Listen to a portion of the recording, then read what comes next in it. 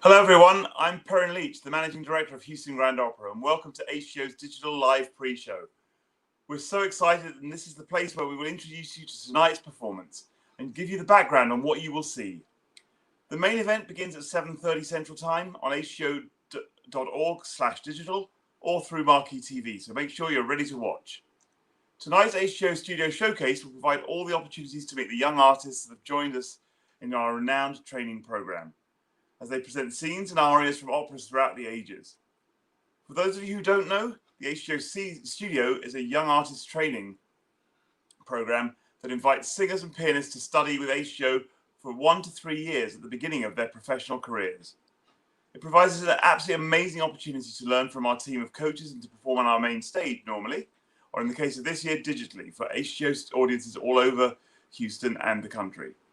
Of course, you can find more information about the studio and how to audition at hgostudio.com/studio.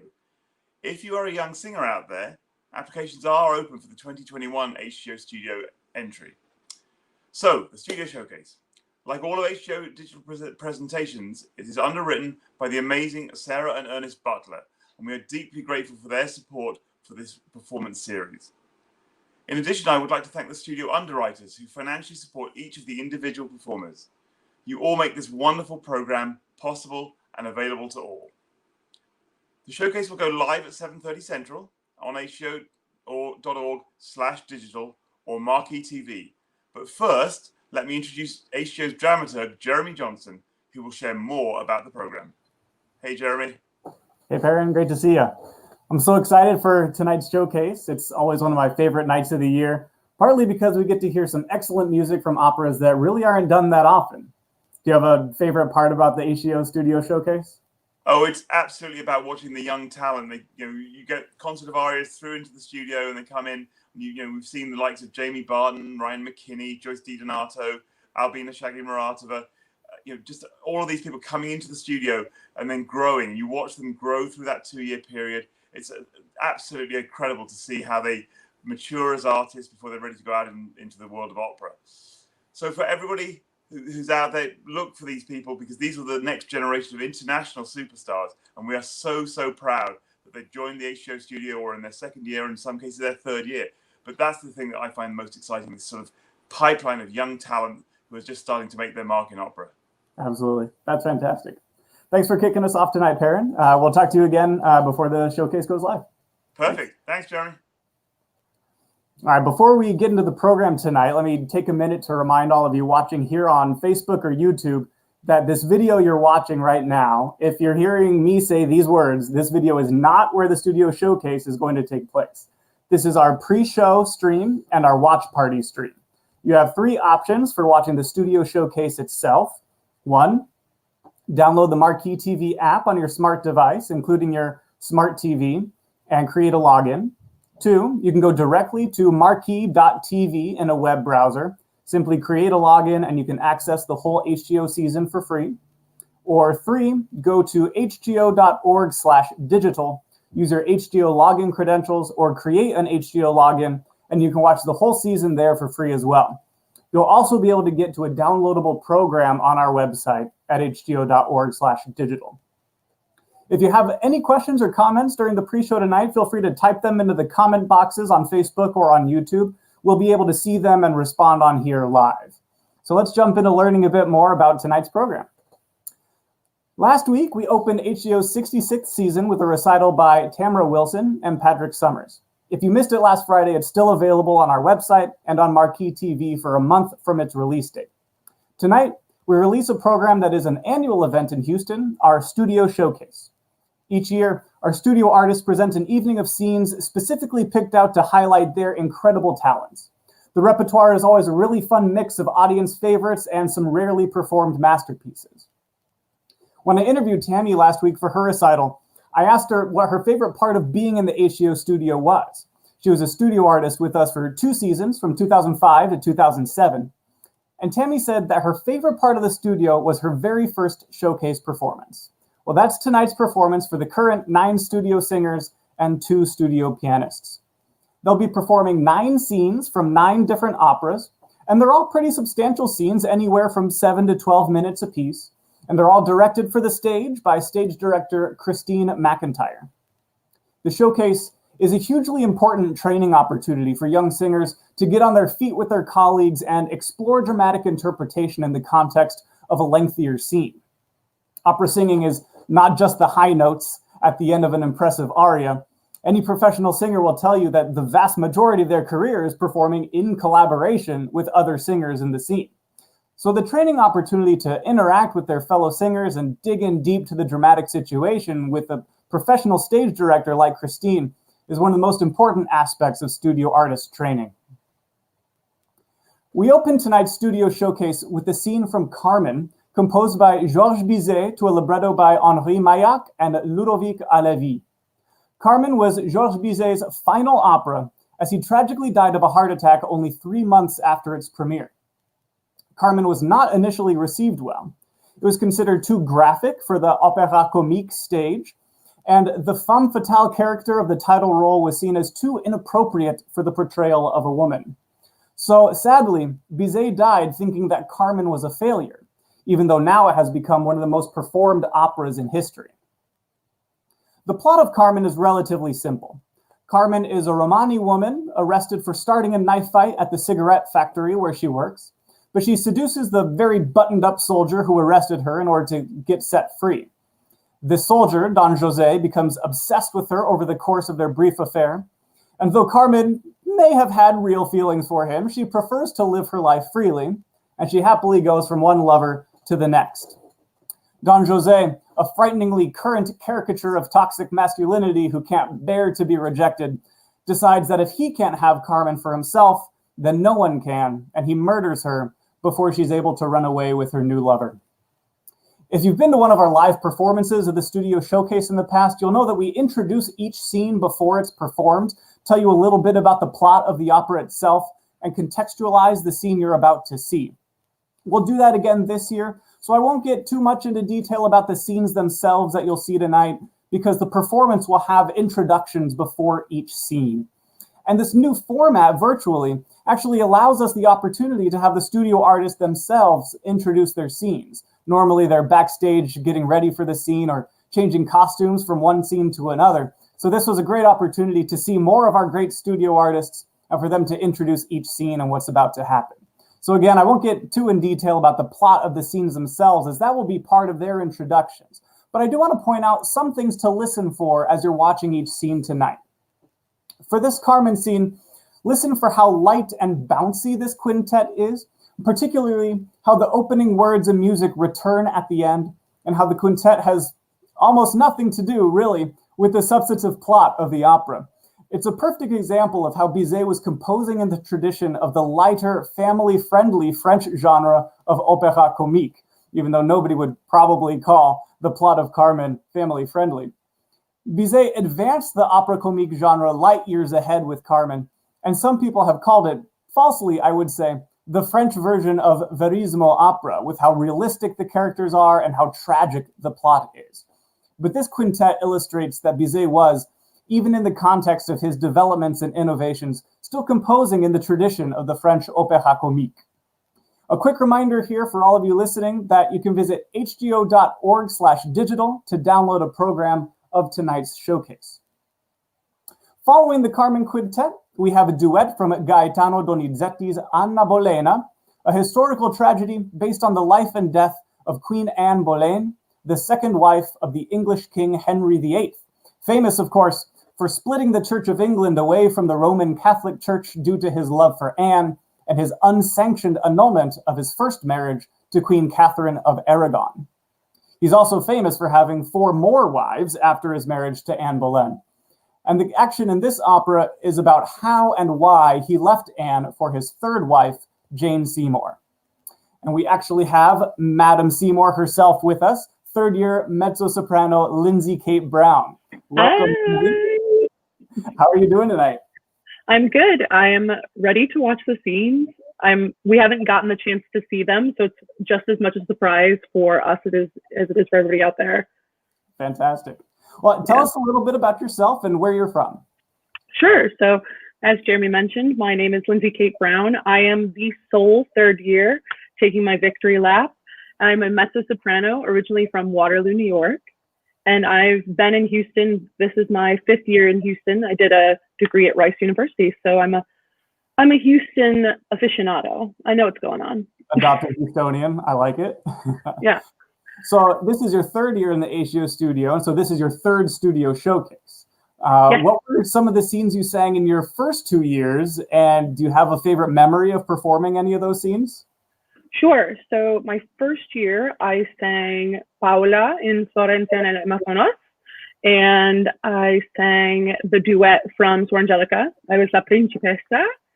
And then my second year, I did an Aida scene. I did, oh gosh, that was a year ago, and it feels like 20. But other things happened. I was there. But I think my favorite scene was, I have to say, the Aida scene. I got to play the duet with Trace Mager, and just, I mean, the amount of sound that was created was pretty epic. But my first foray into, you know, big kid music, and so it was really awesome to get the chance to play this iconic role, even just for 10 minutes.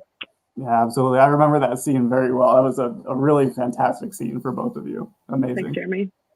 You actually appear in 4 scenes tonight. You do appear in the Carmen Quintet that we just talked about. But the scenes from Anna Bolena and Werther are the 2 that seem specifically chosen to showcase you and your voice. What's something you want the audience to know about the Anna Bolena scene? Okay. Well, I think the thing that I want everyone to know for Anna Bolena is that bel canto may seem on the page or when you're listening easy, and that is not the case. If you're doing it right, you are working and you are displaying such musicality that makes it seem effortless, but there is so much time and energy that goes into learning it that I was really happy to be paired with William for that scene. And it went through kind of an evolution from the very first time we got to sing together, which was our role hearing, and then finally getting to record it. It was amazing to have that experience. And then Werther, nerd fact, I wrote my master's thesis on Werther. So I've been nerding out about this opera for several years. Oh, it's so good. It's not done very often, but it has some of the best music I think I've ever heard in my entire life. Absolutely. So look out for it. Tell us a little bit about Charlotte's emotional state at this moment and how you interpret her love for Werther and her love, if any, for her husband Albert. Sure. So for those of you who don't know the plot, I will explain it a little bit. I'm the one that does the intro for Werther, so you're welcome. It's hilarious. But the basic plot is that right before my mother passes away, I make the promise to her that I will marry Albert because he's a wealthy suitor and take care of all of my little brothers and sisters. And so I've been tasked to follow my mother's wishes and marry this man, but then I find Werther and I just fall in love with him. And so this moment is a big struggle of her saying, who do I want to be with? What do I want to do? Do I follow the rules that I have set in place for myself? Do I follow my duty, or do I go with my heart, and do I choose to be with the person that I love? And I'm in the scene with Elena Villalon, and she plays my little sister Sophie, and she's amazing. She brings such a vibrant, fun energy to it that really contrasts with my brooding nature, I guess I would say.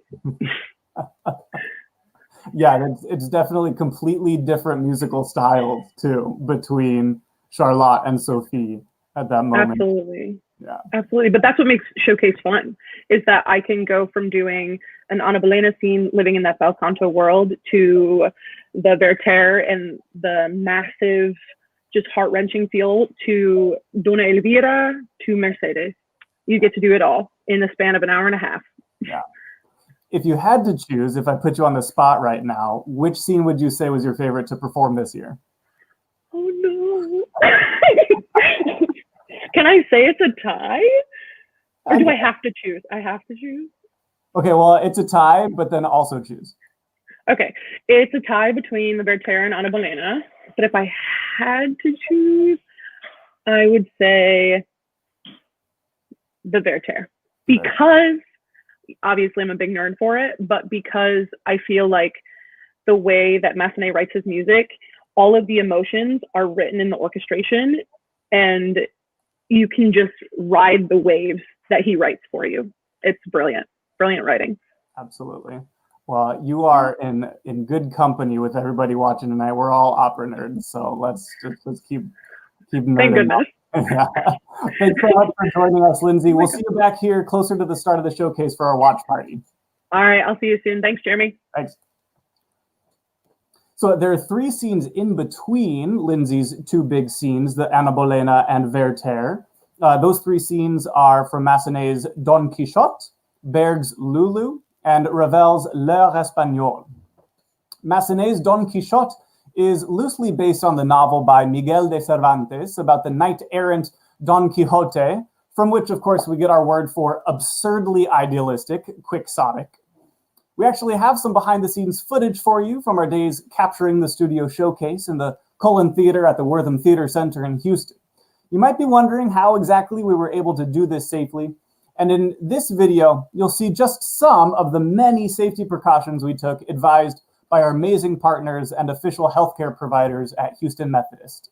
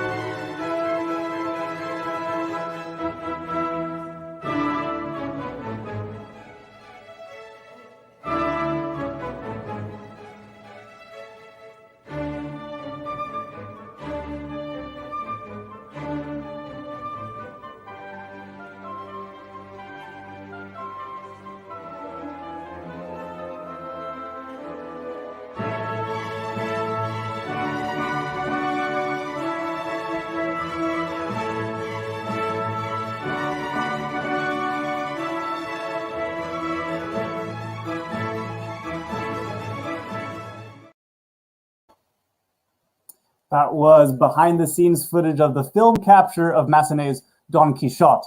Music not from Massenet's Don Quixote. First person to comment what music that was wins something. Somebody else will tell you what you win. The scene of Massenet's Don Quixote is absurdly hilarious, the scene you're going to watch. I think you'll all love it. But listen for at the very beginning, Don Quixote is trying to rhyme the French. So listen to the rhyming French as he tries to find those right words for a love song he's writing to the lovely Dulcinea. After Don Quixote, we move to Berg's Lulu, and the 2 of these scenes back-to-back perfectly illustrates why I love Studio Showcase so much. Both operatic rarities, both fantastic pieces of art, and both ones that are a real treat for us to hear excerpts from tonight.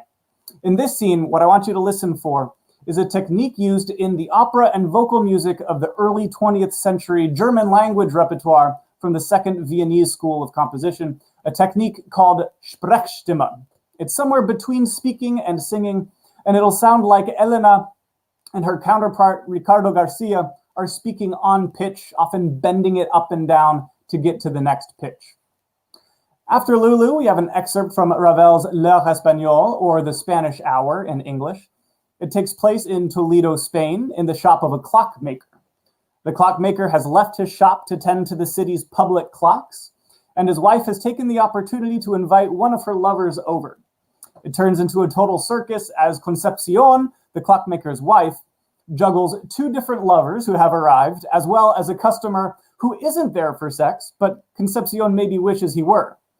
Listen for the cheeky allegories in the text. As with a lot of French poetry, if you think they're being suggestive and alluding to sex, they probably are.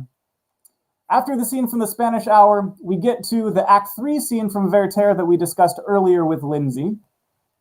And in that scene, what I'd love for you to listen for is the distinct musical styles Massenet uses to illustrate the two different characters. Charlotte is in a state of heavy emotional distress, and her sister Sophie is there to check on her and tries to cheer her up. Listen for how Massenet illustrates their different emotional states and different characters with their own distinct musical styles.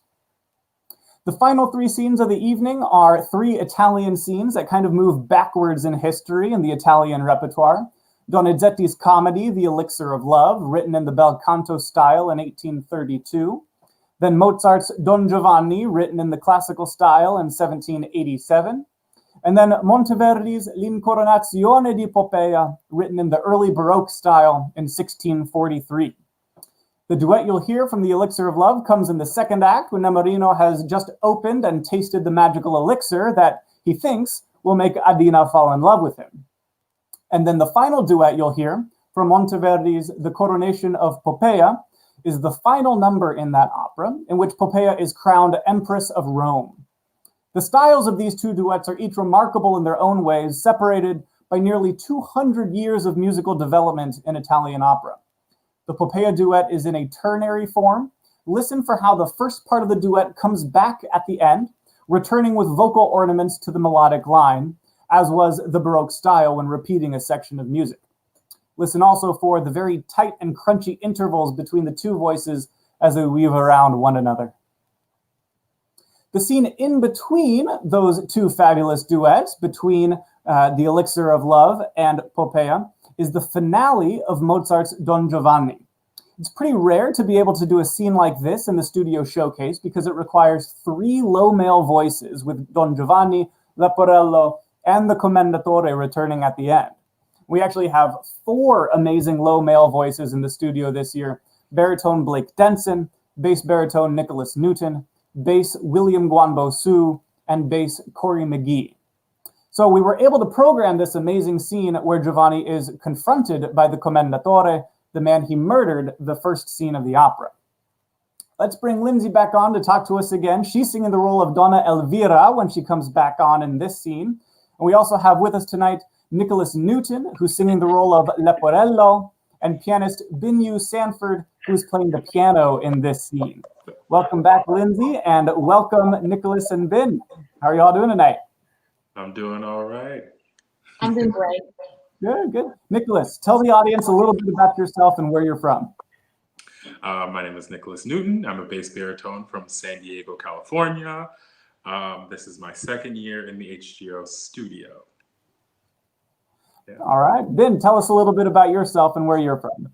Hi, my name is Binyu Sanford. I'm from Seoul, South Korea, and this is my first year at HGO. Fantastic. Welcome. Bin, I want to start with a question for you. The audience will hear you on the piano in three scenes tonight: the quintet from Carmen, the scenes from the Spanish Hour by Ravel, and this finale from Don Giovanni. But there's so much more to being a collaborative pianist and coach than just playing the piano and moving your fingers around. Could you tell our audience a little bit about what coaches do in the Opera House and how you worked with the singers on these scenes? So basically, we are being in charge of every rehearsals with singers. So we started with individual characters, and then at the end, we were like putting the ensemble all together. So basically, I'm not playing exactly what's written in the music, because the reduction that I'm seeing is not exactly what orchestra will play. So that involves a lot of my score studying before I meet singers. And I kind of guide them what to expect in the performance with the music. And then we talked about a lot of language stuff and, lots of musical interpretation and so on. So much to work. Yeah, absolutely. There's so much that goes into being a pianist coach in the Opera House. Trying to reduce an entire orchestra onto the piano, coaching everyone. It's an incredible amount of work. It's really amazing. Over the last 233 years, Don Giovanni has been interpreted and reinterpreted thousands of different ways. Nicholas, tell us a little bit about the work you did with director Christine McIntyre in bringing this scene to life. Don't ruin the ending for the audience, but what do you think is the intention of this scene's interpretation? The intention of this scene's interpretation is to show every character that is in the scene their truest nature. It kind of just is like the boiled down contents of every character. You have Don Giovanni, who is very stubborn and kind of just does whatever he wants. You have me, who Leporello, who is very good very good at what he does, but sometimes all over the place. And you have Elvira, who's just having her last attempt at making this love successful. And then you have Commendatore, who's coming to, have his revenge. Yeah. You said Leporello is very good at what he does. What is it that Leporello does? Leporello is very good at like tending to Don Giovanni and like anticipating what he'll need and kind of cleaning up his messes. But in this scene, he can't clean that. Once you get to the spirit world, there's only so much that humans can do. Cleaning up his messes. So if this were a crime show, he'd be like Giovanni's fixer. Yeah, pretty much. Yeah. Lindsay, tell the audience a little bit about Donna Elvira in this scene. Why does she come back? Sure. So I really think that Donna Elvira is just trying to see the best in Don Giovanni. Does she see a little bit of herself and his nature in herself as well? I think so. She is giving that last ditch effort to like, please change your life. Please just clean up your act and be with me, essentially. Which if you've seen Don Giovanni, you know how it ends. And I won't spoil it for those who haven't, but it was a wild ride. And to be able to do it with Nicholas and William and Blake and Bean, it was a really, really awesome first moment of Mozart for me. That's great. I don't know if you guys have seen the final cut yet, but it's a very remarkable scene visually. Our director, Christine McIntyre, and lighting designer, Michael James Clark, have created a really stunning atmosphere for the scene. I think everyone's going to really enjoy it. But we're only 3 minutes away from the release of this season's studio showcase. As a reminder for our audience out there listening, this video stream is going to transition to a watch party with our fantastic HGO Studio Artists, Lindsay, Nicholas, and Bean. Will be your hosts for the watch party, and I think they might be joined by a few others, so stick around here for the watch party and head to hgo.org/digital for the actual performance. But now I'll welcome Perrin back to kick us off. Thank you, everyone, for joining me tonight for the pre-show, and stick around with our studio artists for the watch party. Welcome back, Perrin. Thanks a lot, Jeremy, and thank you to all our viewers for joining tonight, and thank you to our amazing studio artists as well. It's just so exciting listening to you talking about discovering these amazing pieces of music. So thank you. As Jeremy said, it's about time for us to start on Marquee TV and hgo.org/digital. We're really so excited for you to experience this as part of the Sarah and Ernest Butler performance series. If you haven't logged on yet, now's the time. Go and do it right now. But if you keep the screen open, as Jeremy said, you'll hear the watch party. That'll be really good fun. But thank you to our studio artists for hosting the watch party, and we'll see some of you afterwards. But really, just enjoy it. This is young artists of the highest caliber. They're going to be the world's superstars of the next 10 years, and you'll be able to say, I saw Nicholas Newton, I saw Lindsay Kate Brown, I saw Bean when they were a little bitty, just starting out. And it's a thrilling night. So really enjoy it. And thank you for being with us tonight. We're really, really appreciative of you being here. Thank you.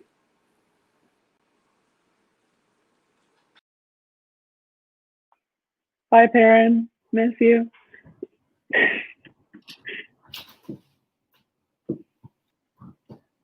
Here we go. I know, I'm ready. Hello, and welcome to HGO Digital. I'm Patrick Summers, Houston Grand Opera's Artistic and Music Director. One of the most fulfilling parts of my job is working with the HGO Studio, our young artist training program, to find and nurture the operatic stars of tomorrow. Each season, we introduce the new HGO Studio members to the world with this showcase of their talents. Tonight, we will see scenes performed by the 9 studio artists, accompanied by Kevin Miller and our studio coaches. This is your opportunity to say, I saw them at HGO first.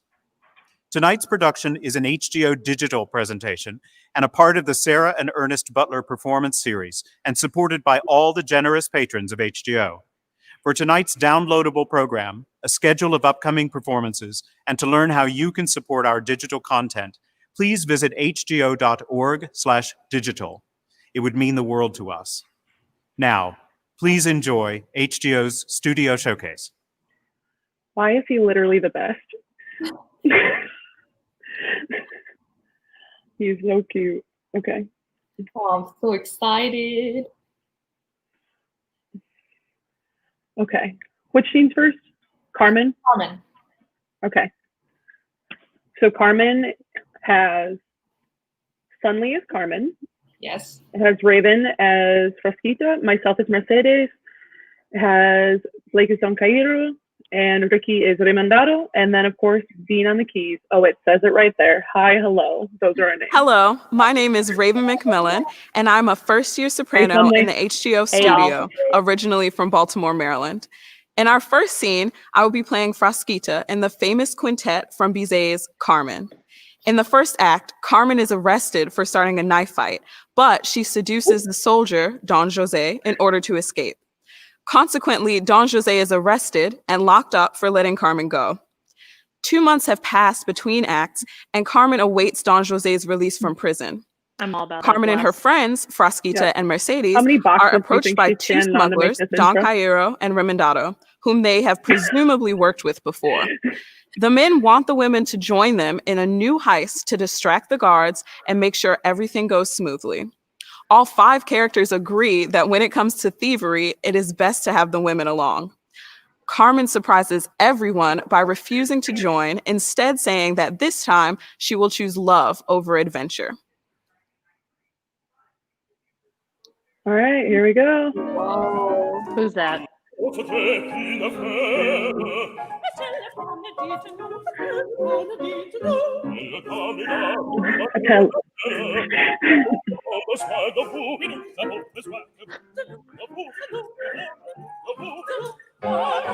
do you think was the hardest part about this scene, Sunly? I think it's that internal clock. I mean, like, even with the piano far away, it only slightly simulates the effect of being with orchestra. You know, I think you have to, once you're in it, you just have to go. And I think us just doing it together frequently helped establish an internal clock that we all felt. But yeah, I mean, I think Bean had a really good sense of that. And I know putting you on the spot. Yeah, Bean, I was gonna say, Bean was amazing at having to play, like at playing. She absolutely killed it. And we were very fortunate to have worked with Peter Pastor, one of our coaches on staff at HGO. Mm-hmm. And it just, like, between the two of you, I felt really, really comfortable by the time we got to recording. So thank you. Absolutely. I mean, yeah, I feel like it's one of those things you just have to live with. Oh, sorry, Bean. No, tell us, Bean. Yeah, so I was telling myself, Bean, no rush. Yeah. Higher. Yeah. 4 minutes. So that I say. I know, seriously, like, don't Yeah. rush.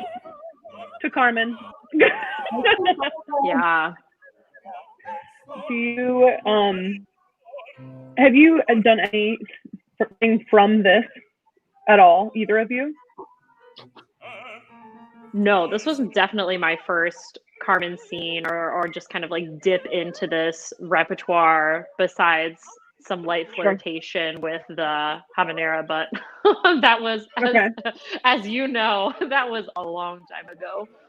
So it was really exciting because I think this is a scene that a lot of people say that, like, once you do it, you'll remember it forever. So you might as well get it out of the way. And I think we're really lucky that we were able to do it with Peter and Bean, you know, at such a high level and with just such great colleagues, really and truly. Gosh. Say it again for me. How about you, Lindsay? Have you ever done I've never done anything from this scene. Sorry, I'm about to watch myself do the split across the chair thing. Yeah. I love that they wide panned just for that. Like, you know, they did. Well, Christine was like, "Can you just look slightly obnoxious?" And I said, "Yes, I can. I can indeed." let me just straddle this chair. Oh gosh, no, but I haven't done anything from Carmen before. I think I probably sang like the habanera for like something for fun one time, maybe. I have a lot of admiration for people that can sing it because it is a hard sing, like the whole show for Carmen. Yes. It's Absolutely. a hard thing. But I loved getting the chance to be with Raven, to do the middle two parts of the trio. I thought it was so fun. I loved every second of it. But yeah, no way. Like, my favorite part, I feel like, working on it was when we were all just standing in a line, just singing it together. And I think we were like dancing around because we were just trying to have fun with the tempo and stuff like that. But I think that was just really exciting. I think, like, in the time of COVID, especially, just to have like 5 singers, piano, Peter conducting, it was like as close as we could get in that moment to like being in a real production rehearsal, even though we were separated with like singers' masks and with the panels and separated with distance. It was like as close as I feel like we're going to get for a long time. So that was really satisfying. Yeah. Nick, have you ever seen Carmen at all? Have you like seen a show of it or anything? No, actually. No, I haven't. I think it was one of the first operas I've ever seen. And it was fascinating. Do you know the name Ginger Costa Jackson? Yes. She was the first Carmen I ever saw. She was the Carmen, and it was phenomenal. And I was like, I can't move my hips like that, but that's awesome. And I was all about it. But we'll see if it's down the road. I would love if you sang it someday. I'd be down. Oh my God. I don't know. I feel like, and I think Christine could tell, like, that somehow this like schmexy nature is outside of, as like Adam would say, like the world that I live in. So I guess that's maybe like why I should try and take a stab at it. But it was definitely an interesting character study for sure. Yeah. Oof. Well, I think that I have to say goodbye to all of you because I think we're going to bring Elena on. So bye. I'll see you guys in a second. We're bringing William. Okay. Second year. Hi, bud. Hello. Hello. What's going on? Look how cute you look. Look at that. No, this is a question I'm going to ask everybody that I see. How many boxes did you have to stand on in order to make this intro? I remember. I actually didn't stand on any boxes. It's only the beginning. The ground level. Okay. And how many times did you have to do it? Only twice. Very proud. Only twice. Very proud of myself. In order to marry I think Nick was right before me, and he got his on the first try, and I was like, wow. There's no way ever that I'm in any universe that I'm going to get this on the first try. Well, it turned out really well. I just saw this on the Marquee TV. And, okay. It looked really good. And good sound, good video. Cool. Yeah. Are you excited? I'm excited for this scene. You know, how dare you to say Ana Bolena is not your favorite scene?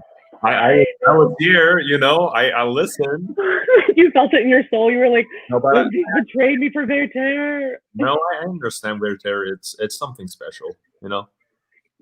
Oh man, it's a fascinating piece of work. I mean, Ana Bolena is great because I feel like the bel canto style is something that you have to work really, really hard at it to get it right.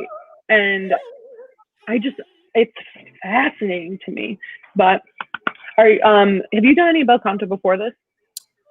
Well, almost all my arias are actually bel cantos, but nothing in an ensemble setting, no duet, no trio, or anything like that. But, you know, even singing arias, it's hard enough, and I couldn't imagine how this will gone without like all those rehearsals and you know, all those helps from people surrounding. Yeah. No, I totally get it. What you could totally sing this role. I mean, maybe not today, you know what I mean, but like not in life. Not in the next 5 to 10 years, I guess. That's something. It's quite something, this role. But I love it though. I will see you in 5 years to sing it if you'd like. With I mean, I don't have anything, but yeah. The same set, yeah. Who knows?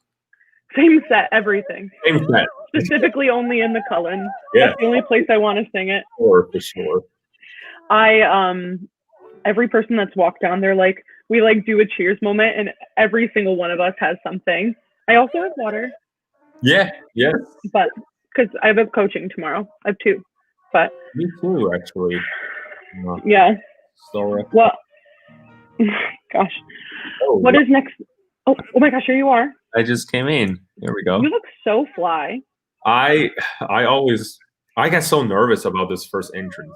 That's For you always to run past me. too early. And I'm like, I don't know what to do. I mean, there's only one bar of music. I have to make my entire way out from the wing to cross the stage and then to stop you. So I know. I remember when I turned so that you could, like, because I knew that you were coming, I was like, okay, baby steps as I turn. Baby steps as I turn. Yeah. And it ended up working out well, so that was good. But it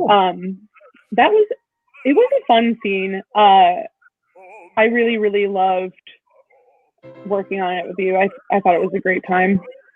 But you're like pretty great. So you too. You look good. You do look good. I like all the color and everything. A complete lack of color. It just shows like yeah, totally.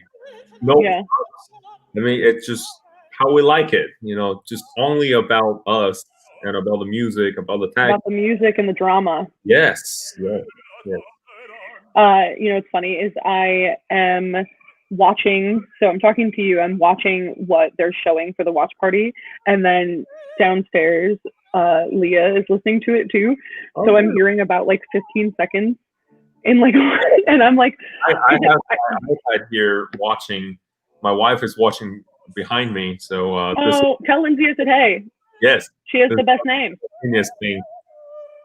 But she spells it differently, but she has the best name. Yes. So I really enjoyed this scene, I think, because it allows us to do things that maybe we aren't like we don't usually get to do in our music, which I really enjoy. Totally. But I think the best part was was like getting to work with you and be in a scene, like being in the dramatic like thing with you. You know what I mean? Yeah, of course. I mean, when I first got this assignment, I was like, who on the earth can sing this piece with me?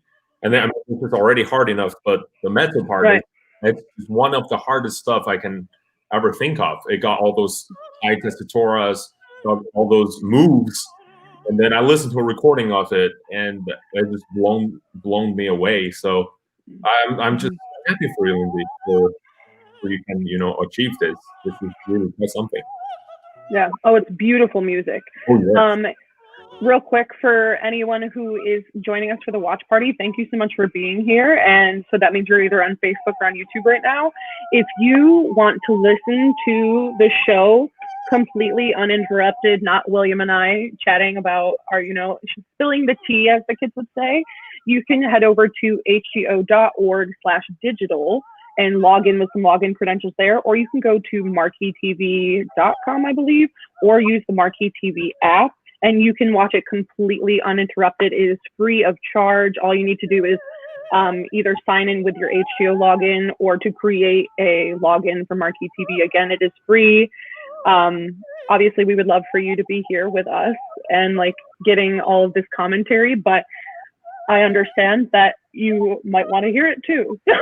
Or you can have two devices, one watching us, the other one just the uninterrupted show.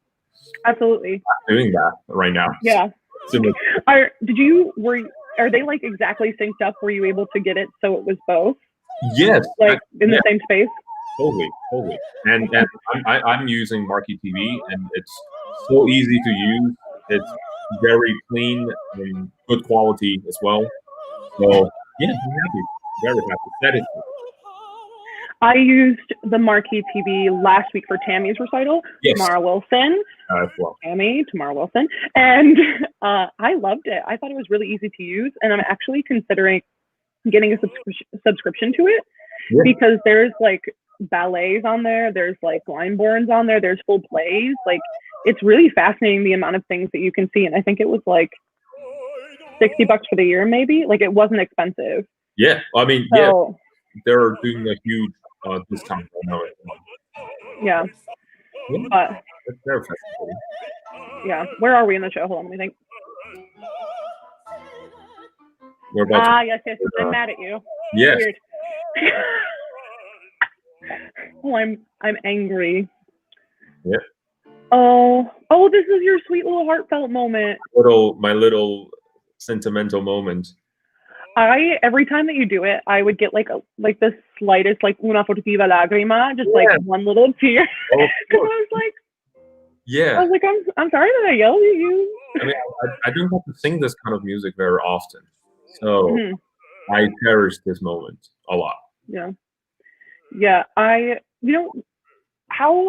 Something that we haven't talked about yet that I think we should mention, something that Christine kind of devised for us was the idea of like the third character and having Anna there, not in the scene with us, but at the very beginning of the scene, I'm looking off to the side, and there are several moments where you and I both are looking in stage left direction, and kind of signifying that we're having this conversation about your love for me and my love for you too, but I can't say anything because there's obviously some issues, and Anna's right there. She's right there on the other side of that wall, like riposa, she's sleeping, and it's just, that's such a cool concept that like the first day that Christine brought that up to us, that it was fascinating. I was like, oh, you're so right. Like, there is really a third character in the scene that we have to be consistently conscious of always. I mean, the idea of Anna is being there, it made it all of a sudden feels like I'm actually in the show. I'm actually not even in the show, but like in like a real life situation that we're just doing this and try to hide from other people, and there's intimacies in it, there's that sentimental and vulnerabilities in it, just all those emotions. I feel just very valuable that thanks to Christine bring it up, because even, I mean, if without Anna being there, to me, I'm just feeling like I'm singing one aria to you and you're singing something back to me, and then we're just making it just feel like singing back and forth. But this is just more dimensional, and you just get to feel yourself on stage. You get to feel yourself, to feel you on stage, partner. So yeah, it's Look, we're cute. Yes. We're cute. Oh, gotta go. All right. Our favorite, a bit awkward moment, but I like it. Yeah. Well, I don't know if you were around at the very beginning, the pre-show talk with Jeremy and stuff. He mentioned a little bit about the precautions that we took as studio artists to like get through the scenes program so that we, we're safe and things like that. And, it was always a consistent, so we're tested every week. Thanks to Houston Methodist, who's also a partner of HGO. We are tested every week with them, and we wore masks in every rehearsal. We were given singer masks as an option as well. I went back and forth. Did you use the singer mask or did you use regular mask? I did, but every time there's just some saliva come out from my mouth, so I have to either wash it or throw away one mask after I use it. So I've been using those one-time only medical masks, and to be honest, it was very uncomfortable. But as I said in my interview, I said, if we can sing and rehearse in it, people should wear it outside, in the grocery store. So it's absolutely not that bad. Absolutely. I am of the opinion that I just love this art so much, and I just want to be in rehearsal and I want to be making music. And if that means that I need to get tested every week, And if that means that I need to wear a mask for every rehearsal, and if that means that I need to, you know, hand sanitize myself between every like cut of the scene when we take every break, then I will do that if that means that we get to work together. I think that's true for every one of us in the studio. Absolutely. Well, too. I mean, everyone is eager to have this opportunity to be back on stage and to be working again. It just it's extremely hard for us. Well, I think that's what made it work, is that everybody was so committed to doing this correctly, that everybody was so committed to doing it 100% that they were willing to, you know, forego like certain things we would consider like normalcies. Yes. You know, just so that we could perform together and make music and like bring it to y'all, I say. Then it's worth it, you know, every time is worth it. But this is our time to say goodbye. Look at that.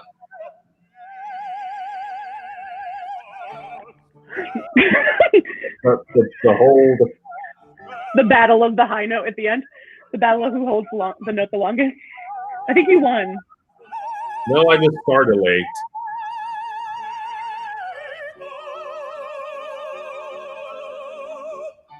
Oh, we got off together. Good job, guys. Look at that. Because we're in love. Yes. Oh, all right. Well, I think they're moving on to the next scene, but it was good to talk to you and see you. Yes. I'll see you later. Bye. All right. Bye, bud. I think. Elena, good morning. Hello. Nicholas again. Hello. My name is Nicholas Newton. I'm a bass baritone from San Diego, Hey, California. Elena. My second year in the HGO studio. In this next scene, I will be playing the role of Sancho Panza in Massenet's Don Quixote. The opera is loosely based. Okay, it's you and I now. Yes. Can you hear me? Yes, I can. Okay. It is weird. Our cameras are inverted, so every time I move, it's inverted movement. So it's sort of an odd situation. But oh my gosh, I'm so excited to see you in this scene. I think I saw a little bit of one rehearsal when we did our room run or something. It was just so hilarious. At least a little bit that I saw. But do you sing anything from this opera? Is this the first time you've done anything from this opera? I sing Sancho's aria Rie Ale. That was my aria this summer. It's my starter. I remember that. It's so beautiful. So that's why I like to start it. And this opera isn't done that much, right? I mean, I've never heard of it being done, at least in the US. But I think it was done at the Lyric a while ago. And I think San Diego Opera did it some years ago. But yeah. Maybe HBO needs to do it and to cast you. I mean, I would love to sing Sancho Panza. Whoever's listening. Maybe I'll be the windmill or I'll be the donkeys. Please. Nobody needs to be sitting on me. Look at you. You're on your donkey. That's amazing. Did your donkey have a name in this scene? Did you go like super method and create every little aspect, or? No, I mean Don Quixote's horse is Rocinante, but I don't think my donkey is. So, what is this like? Tell us a little bit, or tell those who are watching a little bit about this scene. You know, like what's it about? Where does it come in the opera? So this is the second act, and it's like they're going on a quest that Dulcinea was like, she was like, hey, somebody stole some jewelry from me. And she told Don Quixote this in an effort to stop the fighting, because Don Quixote like expressed his love for her, and she had like a bunch of young suitors. And then it was like, okay, but let's brawl or whatever. And she was like, let's not have this old man, you know, get messed up. He actually, in the book, before this happened, he got like really badly beat up by somebody and then recovered and then did another quest, you know? So I don't know if it's a glut for trouble, or I mean, in the book it kind of implies that he like fried his brain from reading so many books about knights. I don't know how you can fry your brain from doing that, but yeah. Did you read the book? No, I didn't read all of it. It's pretty long, but I've done research on, and I hear that it's like way better to read Spanish, and I can't read Spanish yet. So I read the book when I was a little kid. When I was like very, very little, though, my grandmother had like made a little like a shortened version of it, of the story, like the original Spanish. But it's kind of a fun story. Yeah, it really is. This looks great. Like it's really nerve-wracking, like trying to figure out like which camera angles they're going to use and stuff like that. So this is really fun.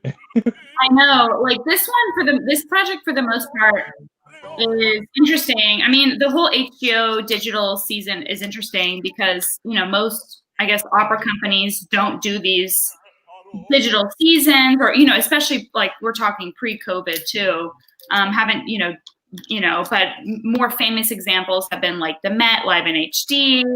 And, you know, but for our projects this year, there seems to be like a spectrum between things that are videotaped in sort of a classic operatic staging, and we're just doing a classic staging and that's being videotaped, or things that are going to be videoed for HGO digital season that are specifically done for specific shots, almost like film, you know, which is different. So this was sort of a nice way, at least for me, to, I guess, get into it.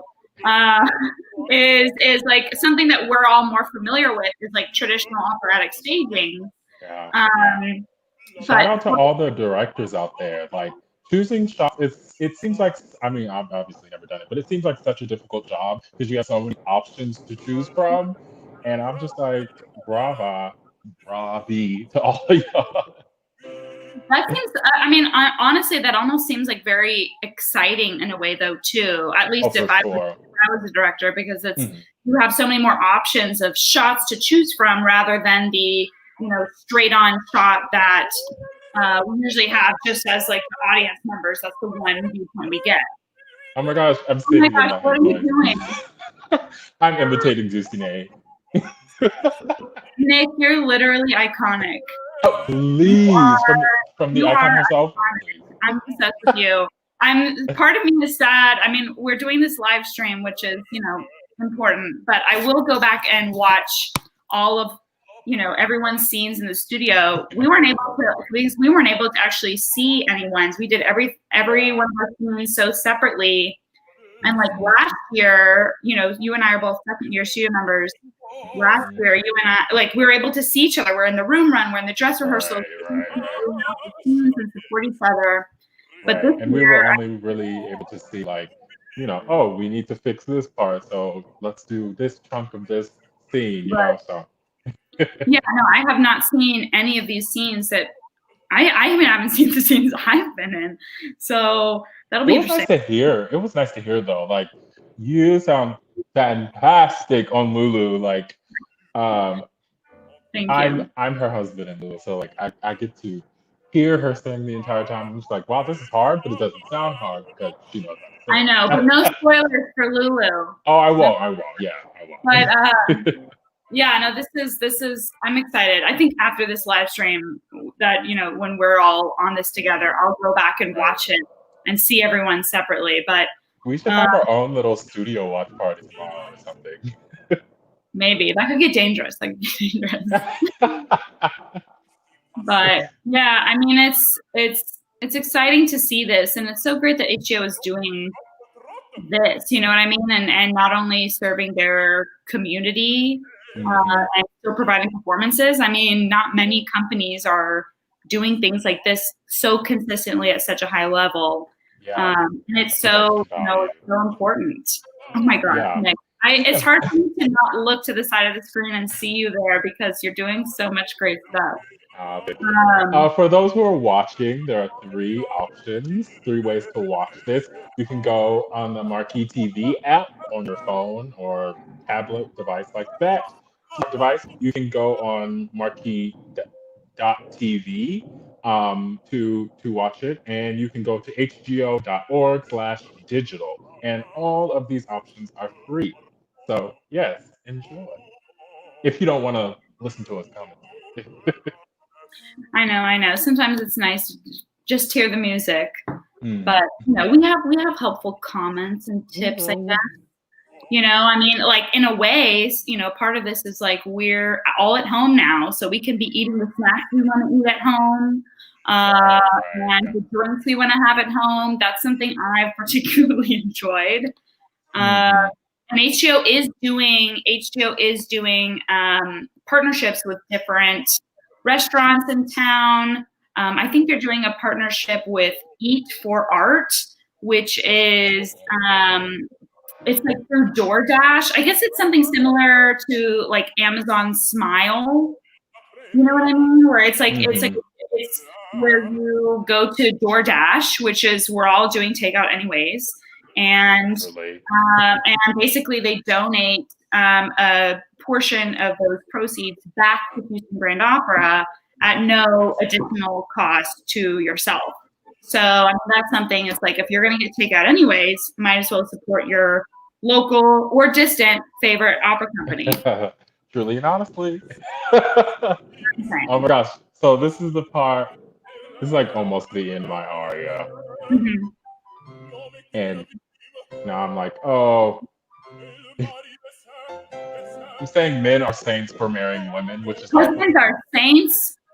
Yeah, like please. But you know, that's the thing. I don't have one, but maybe that's why I don't have one. Men, yeah.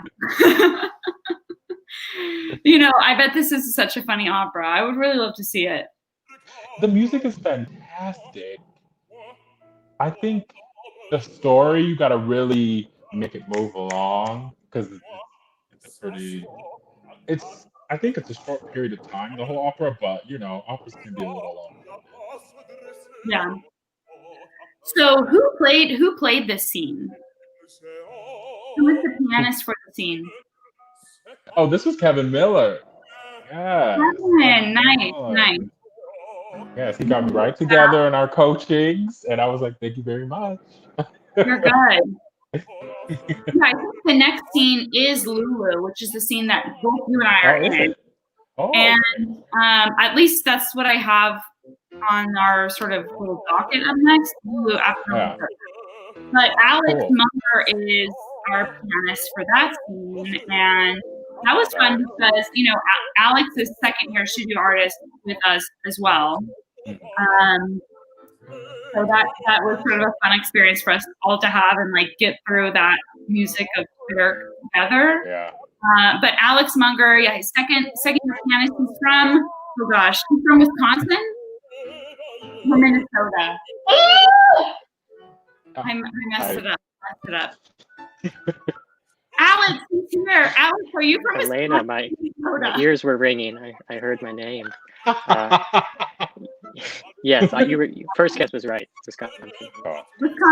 From Wisconsin. He's an amazing pianist. We're not done introducing Alex, but he's an amazing pianist. He's so wonderful to work with. And oh my gosh, wait, this is my favorite part. I'm like trying to stop him from like going towards the windmills.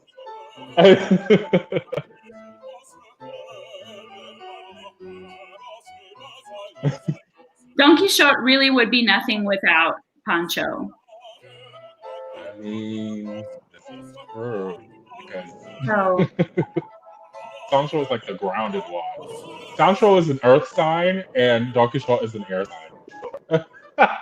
He's just like. You're guessing, or you actually know their astrological signs? Oh, I don't. I'm just saying. I would love to do a chart for Don Quixote. Like, let's pull up the birthday. Oh my gosh, Nick. Oh no! Corey! Oh my gosh. I have to watch that without talking. That looks amazing. That looks amazing.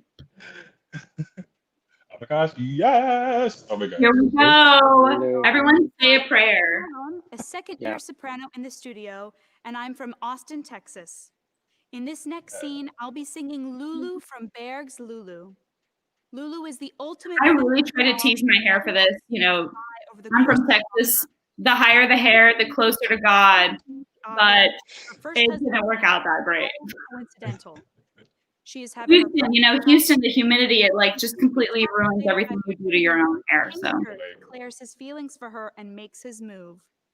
At first, Lulu rejects this, but finally gives in. So, Alex, what was your first? At that moment, her husband bounds in. Yeah, that's what I was just going to ask you guys. Yeah, I mean, first impression was I need to listen to this about 100 more times before I have any idea how to approach it. But it's definitely a piece that rewards coming back to it and immediate freedom from listening the to abuse it again. she So, suffered by her first but I'm husband. excited to see what During the course of the what people opera, think of watching she it was the a first blank time too. canvas for the men to paint their ideas on. right. I mean, definitely my opinions about music like this changes from the first few times that I listen to work on it to, you know, the end, which is very different than, you know, I usually feel the same way about I don't know, feel the same way, but I feel strongly and have the same opinions about other types of music. But this, my own opinions sort of change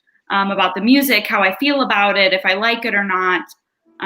It is, so we'll see. This is my first time seeing this.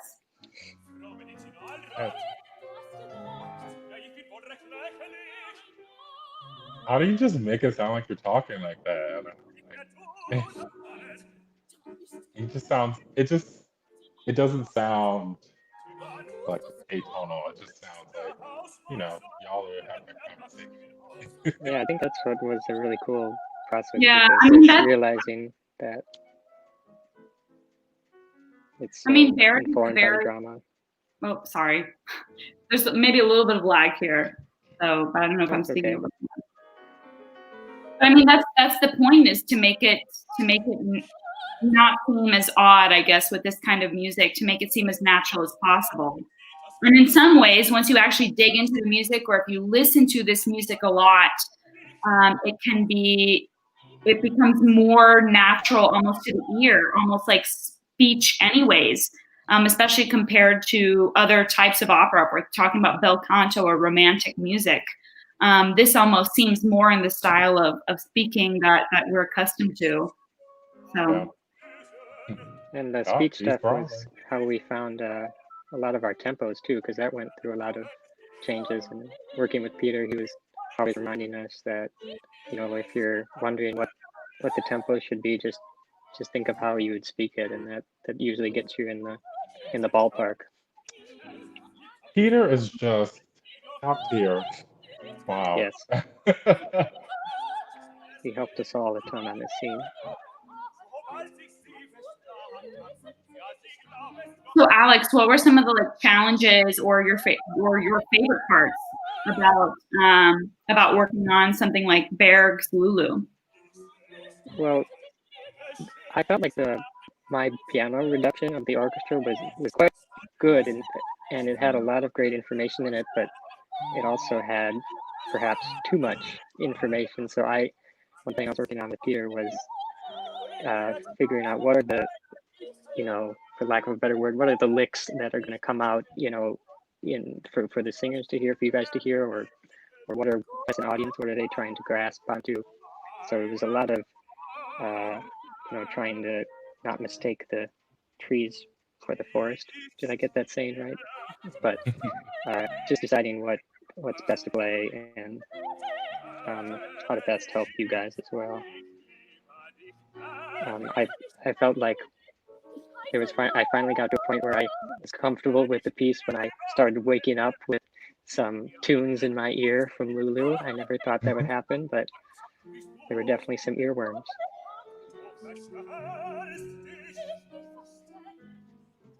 So this is, well, I don't want to like give anything away about what's about to happen, but we're all going to see.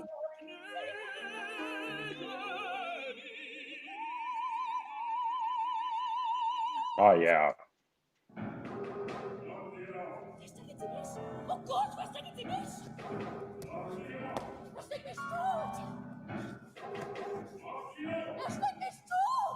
Hey, I sound a little angry. Yeah, you were angry. I never saw that. That's amazing. Remember when Kristen was like, "Can you please die a little closer to the chair next time?" You And I did was like, it. "Yes."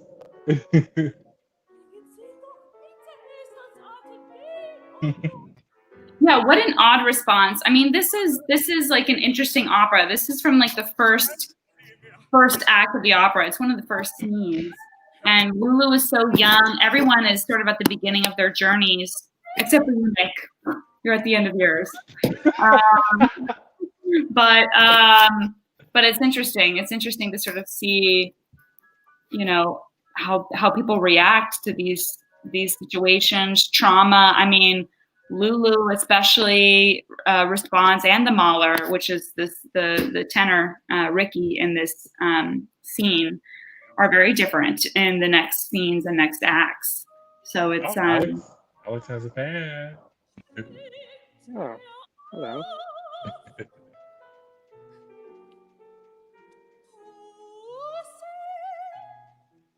darling.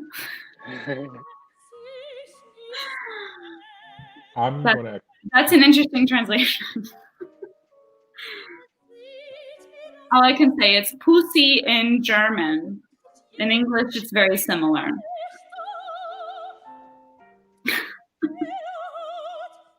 Yeah, that's just.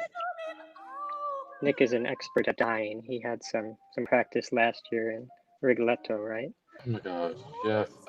People just keep killing me in all these operas, and I'm just like, dang, like, I'm a nice person. I don't deserve this.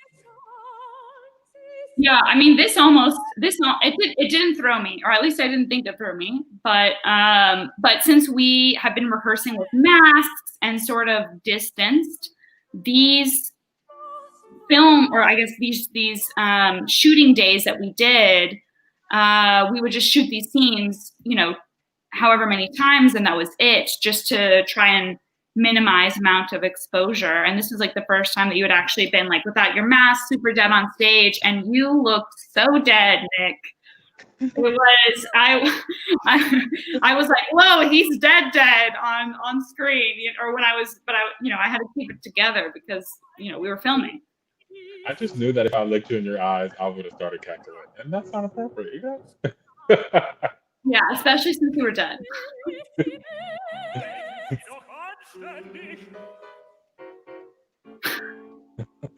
That was a little physical. What's the scene after this? Yeah.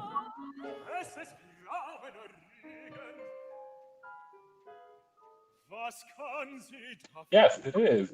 Ravel. That's exciting. I think Bean and Sunbeam are coming up. So that should be fun. I love everyone in the studio, but the pianists are just Yeah, this new studio is really fantastic. Like both like super humble and just like fantastic. And like I don't know, I'm pretty excited. I have coaching with you next week, I think. So yeah, and one it's with been Bean long tomorrow. overdue. I'm excited. Truly. And so Alex, your next project is Sport, right? Which is actually happening right now. Yeah, happening right jumped now. right into that. So how is because that's also obviously contemporary music and difficult music. How is that different from something like Bear's Lulu? I mean, you're not working on Snowy Day, which Nick that's a project, right, Nick? Which comes up in very soon. Yes, the music is very difficult, but it's so beautiful. Yeah, I was definitely glad that we had just done Lulu because I was in the same, mindset of difficult music. But Sport is definitely more rhythmic focused, I think, and with it being in English, that helped a bit, and also just the process of the individual singers without being together for the ensemble. That's been a challenge, but I think it's going to be a great video project. And that's going to be one of our next part of our digital season. at the end of October, I think. Being in sport? Yeah, being in sport, it's the next part of our digital season. And as Nick and I were talking earlier, it's so different than something like these themes, because these themes seem to be like pretty traditional staging that we're used to. We were very comfortable with it. But Bink and Sport, directed by Ryan McKinney and Lauren Luker, is literally like a film, but we're singing instead of speaking. We're all filming separately, and it's going to be, shots. Everything is shot based, literally how a movie is produced. So I've never done anything like that for opera. So I'm really excited to see how it's going to turn out. And if there's, potential, I'm sure there is. There's potential for everything coming out of, this pandemic. But how is all these digitized opera seasons going to impact post-COVID is a big question. And I think that, production specifically created and catered to film will be a part of that. Definitely.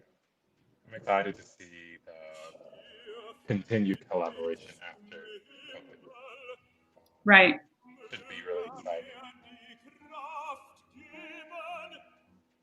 I have to say, Alex talked a little bit about coming together, and that's one of the most coming together, like for the beginning of the rehearsal process, and kind of having separate coachings and then coming together. I don't know why I feel like it's different than having separate coachings and coming together in like non-COVID season.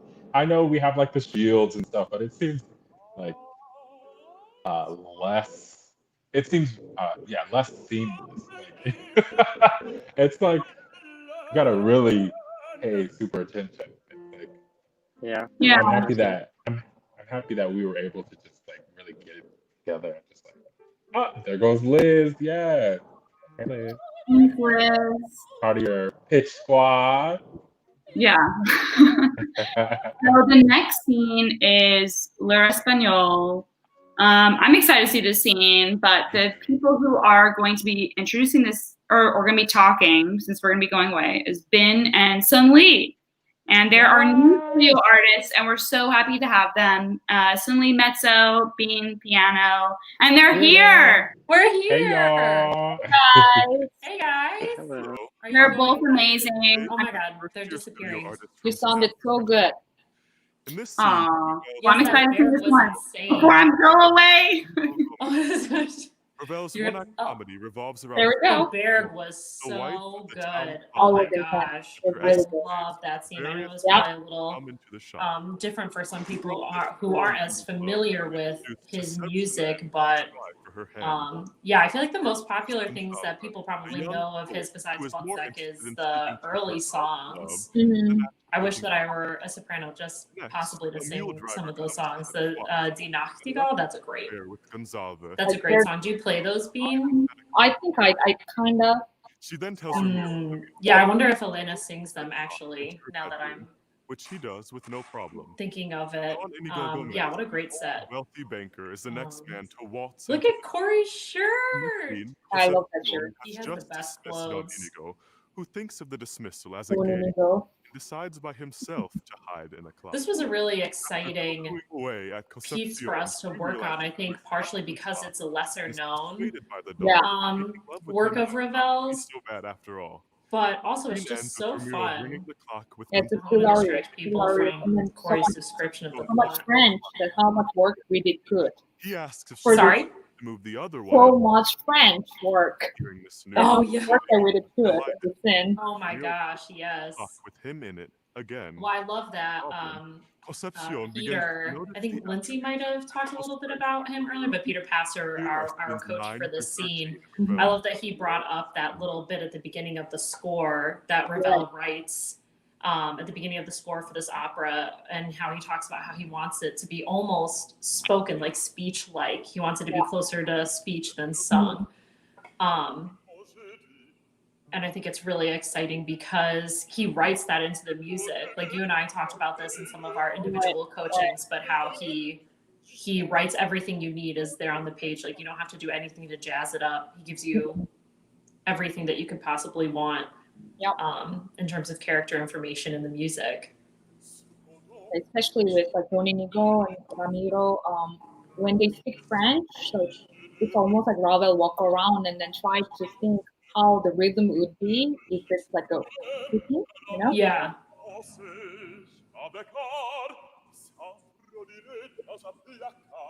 I love the colors for this too. Yeah, it's hard not to be mesmerized by it. Did I tell you, Bean, that when I had to do that walk across the back of the stage, the first time I did, and then the second time, which I think is this one, I almost tripped and slipped. Like my heel slid out from under me. And I can't remember. I think I was meeting Annie on the other side of the stage, and I think she watched me almost like just eat the stage because I was gonna fall. It was so bad. I was so happy that I just had to just walk right off after that. Even if it happens, it's just part of Concepcion, right? Yeah, she's always got it together. Yeah. Maybe a little tipsy. We don't know. I love all those like different colors of clocks. Yeah. Oh, and Corey's face. I remember watching this on the monitors backstage when we were filming this. Yeah. And just watching his facial expressions. He's so expressive. I love it. He's such a good actor. And I love that red background too. Yes. It's so vibrant, and I think it adds to, I don't want to say the ridiculousness of the characters because I'm not judging them, but it really adds to the caricature nature, I think, of them. And yeah, weirdly highlights kind of the hilarity of the situation. Here we go. Oh, I love how he does that. Ah, so good.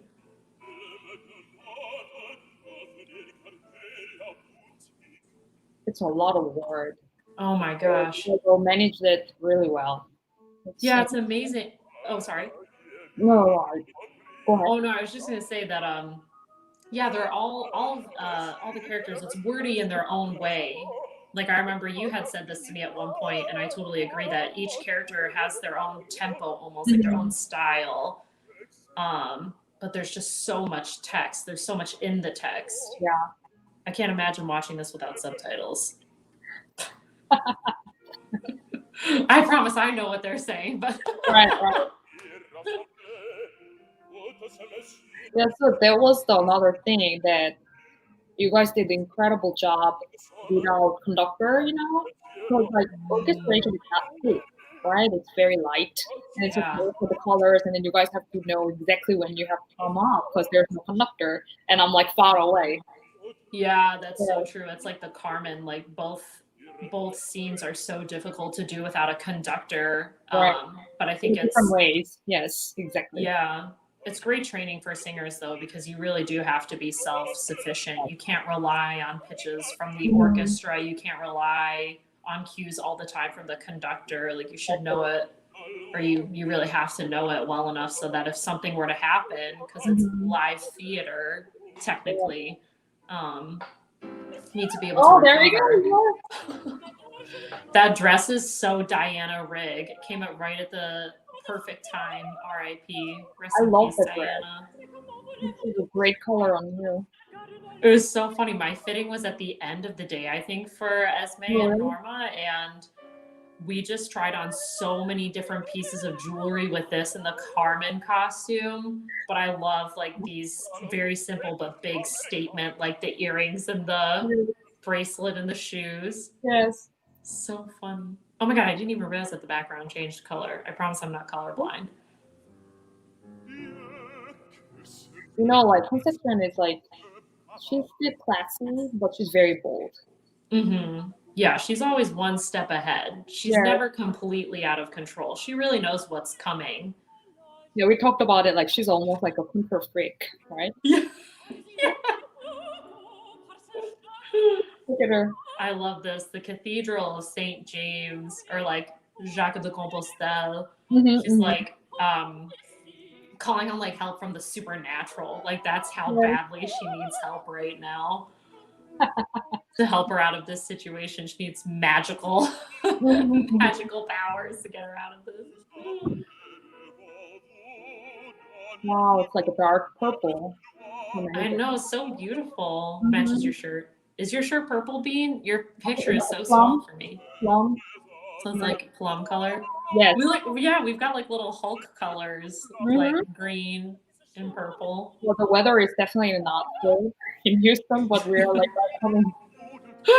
Weather here. Yeah, it's kind of like an unexpected detox. It's hot and humid outside, but it's cold and dry inside. Right. So when you're going back and forth, it feels like you're at a spa, in and out of like the spa, like the sauna room, and then you're going into like the whirlpool. I don't know. Yes. Oh, by the way, if you guys are watching this with us, I mean, we're happy to just share anything, but you should go check on Marquee TV or HGO.org if you want to look up the title. Not over the music. Everything is free. Yes. Yeah, I watched Tamara Wilson and Maestro Summers' recital last week on Marquee TV. And it was just unbelievable. I mean, how inspiring to have that kind of music and just have it be in the convenience of your living room, and of just such great artists. I mean, it made it feel like it was something that was curated just for me or just for you, just for whoever was listening. Absolutely. And also, I know we were texting the whole time. We were like, oh, yes, so great. We're so inspired. And just the quality of the video and audio. Oh my gosh. So HD. Really and truly. Yes. And it makes you feel like, I think, because I'm sure many of the other studio artists were concerned about, when you're singing with a microphone and playing piano with a microphone, you lose some of the vibrancy of it being live in person. But I really feel like so much of that has been preserved in the way that they've produced the sound and the visual for this. And if anything, I feel like you can connect so much more to the characters because you're not, hundreds of seats away. You can see Corey's face right now and really be involved in whatever that process is, in addition to like the incredible music. Yes. I love this. Okay.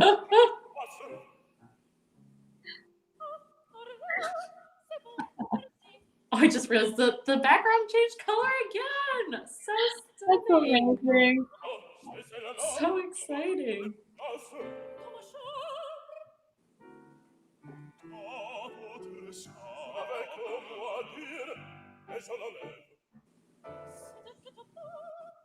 It's so funny. I love that she's frustrated by this prospect, but also, I mean, how lucky her. She's like juggling 3 different men. Gonzalez is not visible right now. He's off stage. He's up in her bedroom. But is it fair to say that that's lucky? I mean, like,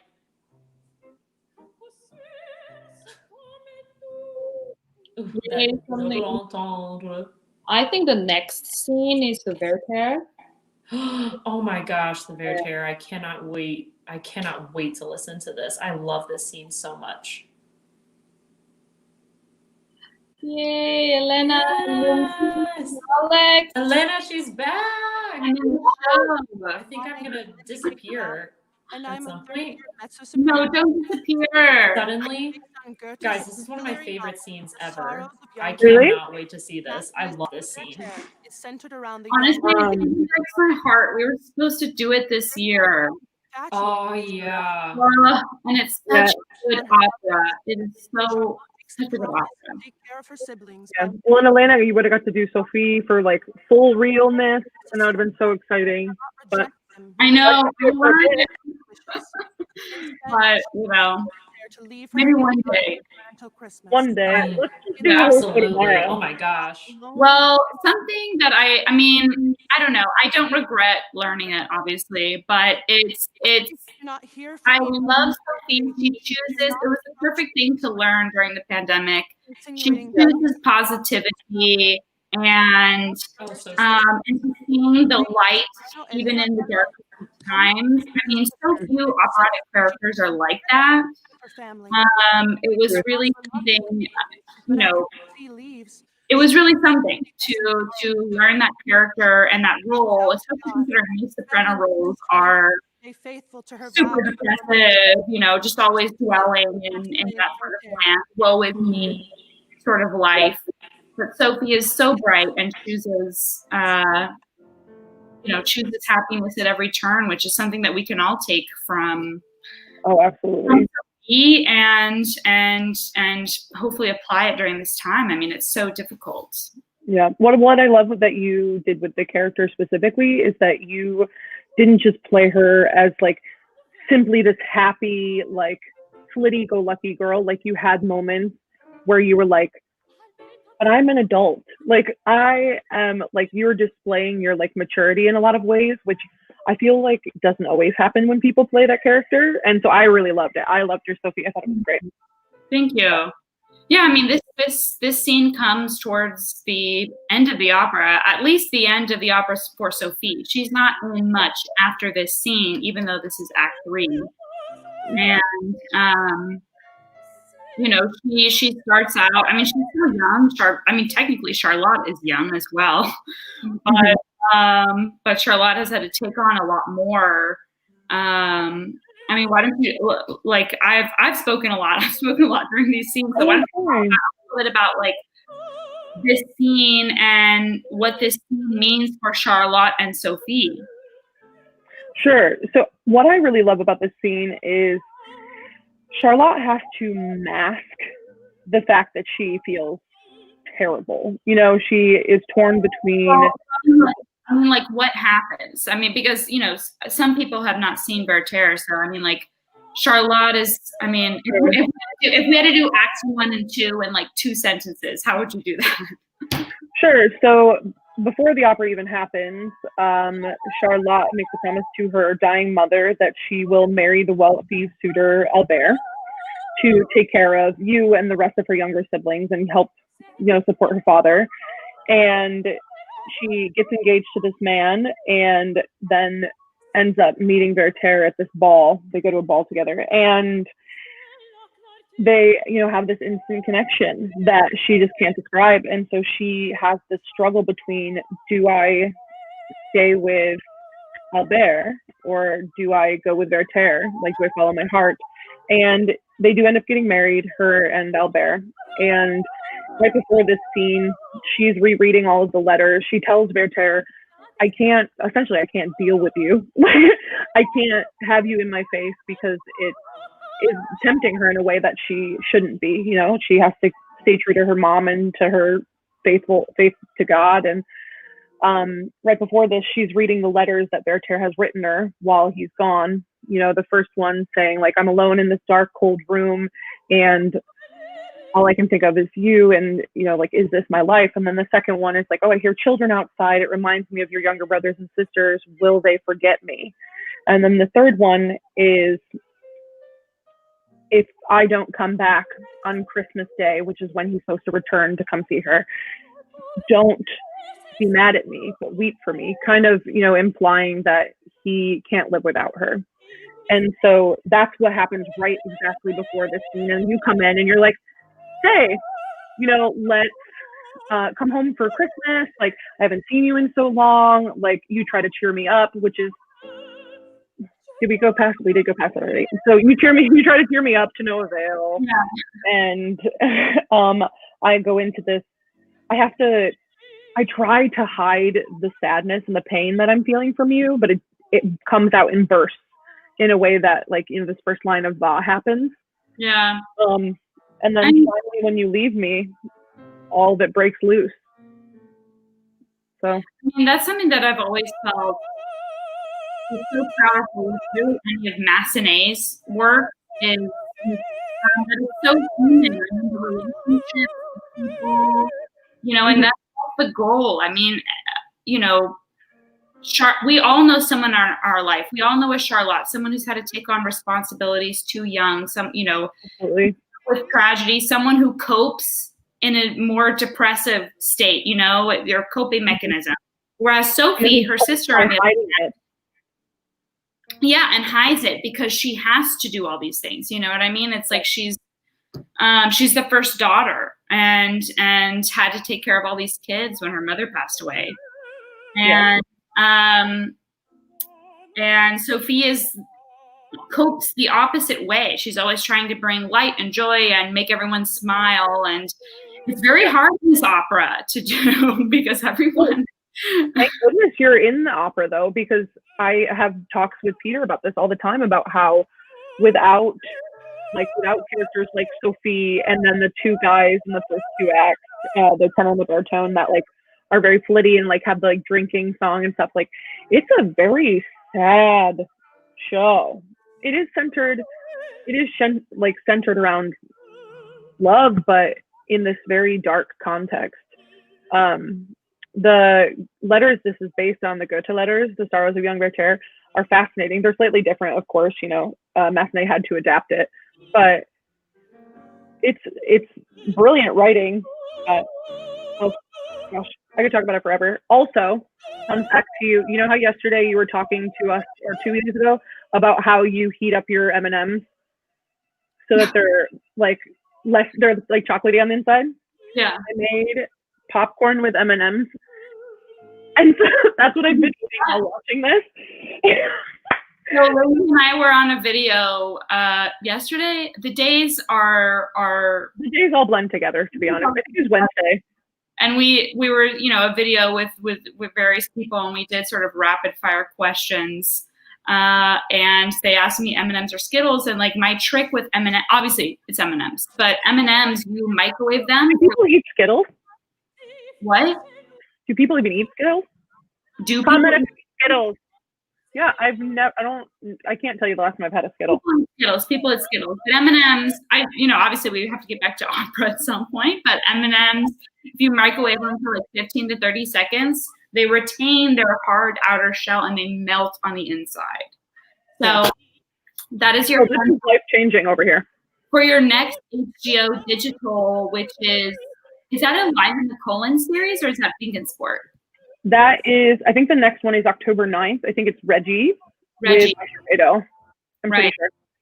So that's something that's neat that HGO is doing, though, is they are doing actual productions but also supplementing with recital series from really accomplished and incredible artists. That is wonderful for us to watch, of course, but is normally, the beauty of recitals is that they're so intimate, which is hard to do during a pandemic. Obviously, absolutely. When we're so separate from the audience, but recitals especially, you can be like 5 feet away from the audience, which is great, during a non-pandemic time. But I think these recitals are just an incredible opportunity for people to have that sense of intimacy from these great artists without having to actually be subjected or at risk due to the coronavirus. Yeah. Oh, absolutely. And Tammy's last week of Maestro Summers was literally like, it was amazing. Her Morgan was phenomenal. The Beach, like the Amy Beach songs, like there's so much good music there. And I'm excited for Reggie. There's Jack Swanson's doing one. There's Reggie. There's is Nicole doing one as well? Yeah, Arturo Chacon Cruz is doing one. He was actually supposed to be, so HGO was supposed to do Werther in their normal, regular season this season. Mm-hmm. He was going to be the Werther, which would have been so spectacular. Yeah. I don't see that, but he will be doing a recital. So him, Reggie Smith, who's obviously amazing, and Sasha Cook, another incredible singer. So yeah, I'm just excited. Oh yeah, I'm excited to. Well, I'm glad that so Nicole isn't doing a recital, but she's coming back for Giving Voice, and that was so successful last year. And it's amazing to see all of these wonderful, amazingly, beautifully talented singers, like in a way that at least like we can see them and so happy. But I don't know. We'll see. I mean, I'm really excited, and I'm glad that we're doing this as a whole. But how is just because I haven't talked to you about it, how's Vinkensport going? Oh, it's kind of good. We talked about that a little bit already in earlier scenes. Oh, okay. I just want to like take a moment. You are in this scene so wonderful, and I feel like you do so well with the whole. I don't sound cliche, but dramatic moments. You really dig into them, and it's quite powerful. Obviously, your voice is powerful, but added with your emotional context really is captivating. Oh, thanks. It's a beautiful scene. Every scene, but I want to see these scenes without having to do the commentary. But right after this, after we do the commentary, I'll watch them all, and I can like revel in everyone's beautiful scenes that they're doing. I mean, which is so great because they're all choosing choosing these scenes for us, I guess. Yeah, and absolutely. Are streamed afterwards, for 30 days afterwards. So, that's that we have, and that anyone else watching has too, I guess, is that that we're able to do these scenes, and they're streamed for a time afterwards. Yeah, well, I'm so happy to get to see them at all, because I think you might have mentioned earlier in the watch party that we were able to see each other's scenes. So, which is unlike the previous 2 years. So, like, I haven't seen any chunk of Lulu. I haven't seen any chunk of like Elixir. No idea what happens. I mean, I know what happens. Exactly. Right, but we haven't seen any of it. That is. Hi, bud. Who's joining us? Hello. Our favorite custodian. Just kidding. This is for pianist for Repertoire. This is the trio from. Gosh, video is inverted from top to bottom. Is it cool? And now we can be complete audience members for Elixir. So, have you guys played Elixir or been in an Elixir before? Have either of you two been in an Elixir before or done Elixir before? I've played this scene actually, but I haven't done the show. It's such a great duet. It's like the perfect. It's like the soprano and tenor. Iconic tenor duet, for sure. Y'all are gonna have to fill me in, because nobody in their right mind is gonna let me sing an Elixir. Maybe it's something that a lot of colleges do. So I've had to be in courses for many operas. So I've been in courses in operas that I'll never sing it. So you never know. But this is a funny opera, and Alex, you were in the scene. Tell us a little bit about this moment. What's happening here? What you love about this scene? Well, I love the fact that Ricky in this moment is kind of more of the dunce, to put it bluntly, and Raven can take a little more ownership of the scene, and I love how their relationship progresses towards the end of the opera, and when she finally sings her aria Prendi. But here it's just they're getting to know each other, and it's just the banter that they have between each other is just perfect for this duet. So this is from the beginning, then? It's early on. Yeah. I'm pretty sure, yeah. Okay. I haven't seen Ricky without facial hair, so this is new for me. Oh my God. He was like, I have to go shave my face for Elixir, and I was like, do you have facial hair in Lulu? I love thinking of the difference that Ricky had to go through between Lulu and Elixir. It's like we haven't seen each other's mouths. That sounds odd. But during these rehearsal processes, because we're all wearing masks and we're distanced anyways, so the only time we see each other's mouths are like during these filmings.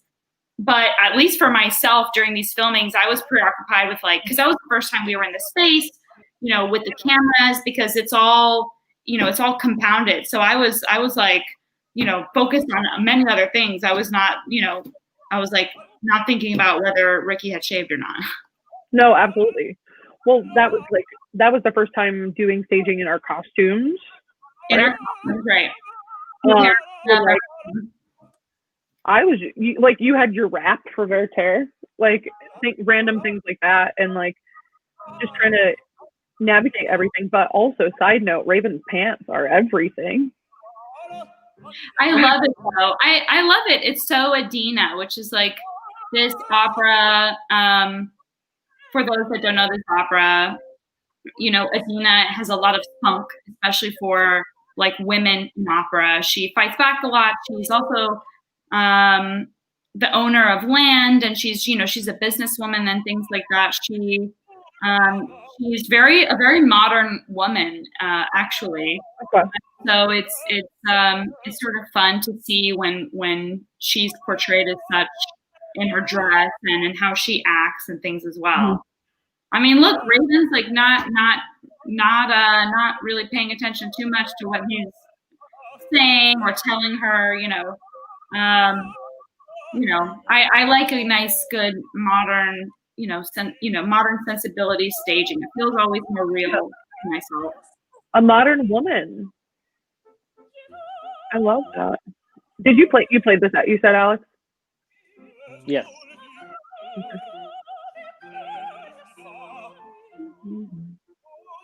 This sounds so great. I mean, I didn't play it for this. Kevin's playing right now. I just. Oh, Kevin is playing right previously, now. yeah. Like in life. Mm-hmm. So next question: is Nemorino a farmer? I like the overalls. Yeah, I'm a fan. You don't have to be a farmer to wear overalls. Overalls are generally just a cute look. They've come back. I think they never left, but they never left. I don't know who you talk to. I'll have to get some. I'll put it on my list. They look so great. It's hard. It's hard to not want to watch them, but they look and sound so wonderful. I can't wait to be able to go on to Marquee after this is over and watch it, and actually get to watch. But So have we done all of your scenes yet, Lindsay? Except for Giovanni, right? Yeah, I just have that little thought and done G. So I think that I'll leave after this, and I think that I'll be done. I think. But Giovanni is the next scene after this, right? Yeah. Mm-hmm. Okay. Yeah, so Don Giovanni, who is in that scene? So it starts out with Blake as Don Giovanni and Nick as Leporello, and then I come in for a little spot as Donna Elvira, and then towards the very end, William comes in as the Commendatore. So it's a lot of low voice dudes. It's really sitting in the first rehearsal, we didn't get to sing together until our role hearing, I guess. And so we're all sitting in our little pods, our little plexiglass pods, and just the sheer amount of low male sound that happened, I was just it was so good. And Blake is phenomenal as Don Giovanni. Nicholas is perfect as Leporello, and obviously William slays Commendatore. Yeah, they're all such wonderful singers. Mm-hmm. Really. Yeah. And the adaptation that you'll see in this next scene is based on film noir, and so it's got that very dark. I haven't seen it, of course, but from what they told us and the way we dressed and stuff, it's very, very film noir. It's really, really, really stunning, and it's based on the production that Christine McIntyre has done before. She does it all over the place. Right. So she's our director for the scenes. Yeah. Where did Christine do it? I think I'm pretty confident she's done it at Pittsburgh. And there's been several places she's told me about it before. And I mean, I think it's, yes. The filming for this scene, I just love the shot. It's incredible.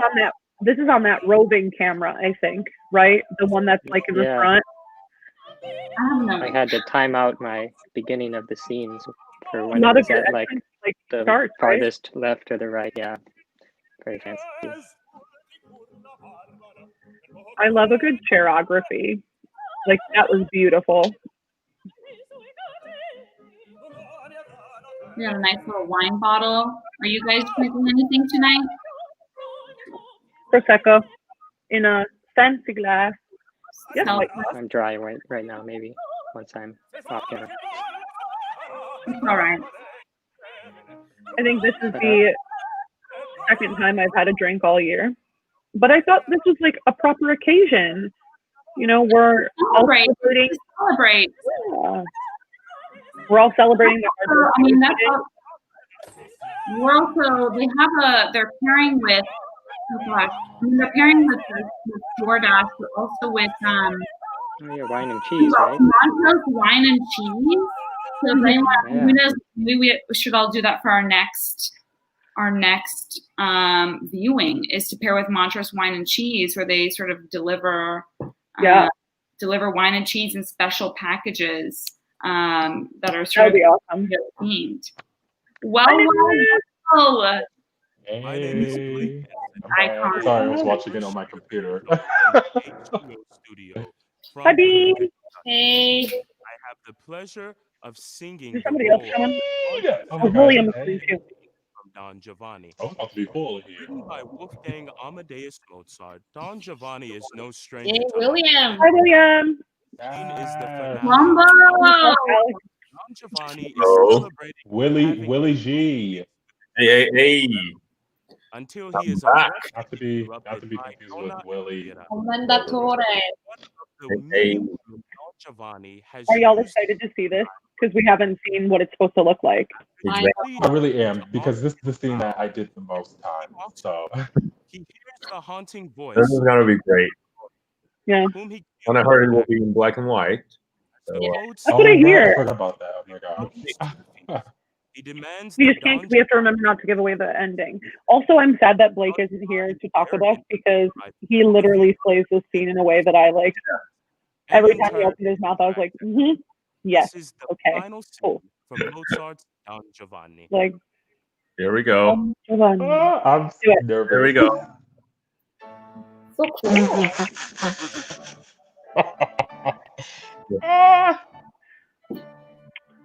Did you look for that X? Did you look for the X on your tablecloth? Gosh. I had to practice for that tablecloth, y'all. You were done. You were over it. He sounds amazing. Well, this You is can like, literally hear his voice slapping the back of the hall. Yeah.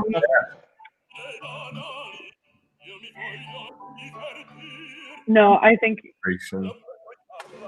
Let's see if this is the take where I got the chicken correct. There we go. I kind of preferred it. I preferred it when you were like, you did the sneak off the off of the plate. I loved that. But like, I messed up on the chicken so many times in rehearsal. I clearly have zero restaurant waiter experience. This is why you should tip your waiters even more now since COVID is happening. But like, truly and honestly, it's a hard job. Trying to like act a waiter is even hard. Trying to act a waiter and sing out at the same time. Yep. Oh, this is my aunt. Hi, Aunt Charlie. Oh. My family, nobody in my family is really musical at all. And one of my earliest memories, actually, that I have that my family always recalls to me is that my aunt Shirley right there, she used to have a piano in her house. And like, even when I was little and like obviously didn't know how to play anything, I would go up and like hit it and play and try to sing. And so I think that's kind of where my love for music kind of started, was at that piano that was terribly out of tune. There's nothing like an out of tune piano. It'll either get you together or tear you apart. The one thing I found interesting about out of tune piano is it can get you sing higher actually, because or lower, just extend your tessitura, because it's out of tune and you don't know what note you're singing, and then you practice with it. You thought you were singing an E, and then you were actually singing an F. That was me getting my F. So, wow. Yeah. What were y'all's like growing up musical experiences like? Like, how did you get into music? I basically just started my whole career when I came to America. Right. 12 years ago. So, yeah. I started classical music like 7 years ago, but In growing school, right? up, yeah, I had my first like real voice lesson. Before that, I thought I had a voice lesson, but it was just people teaching me music. It was pretty Got it. But sorry. I was saying I grew up listening to gospel and jazz because that was all I was allowed to listen to. Yeah. We were hearing without. But now you have like such a good love for gospel and jazz, though. Yeah, I listen to everything. Yeah. What about you, B? Anyway.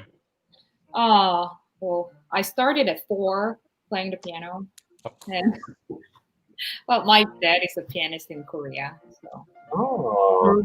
But the thing is, I hated playing piano when I was young. I started to really like it when I went to high school. I still hate to play piano.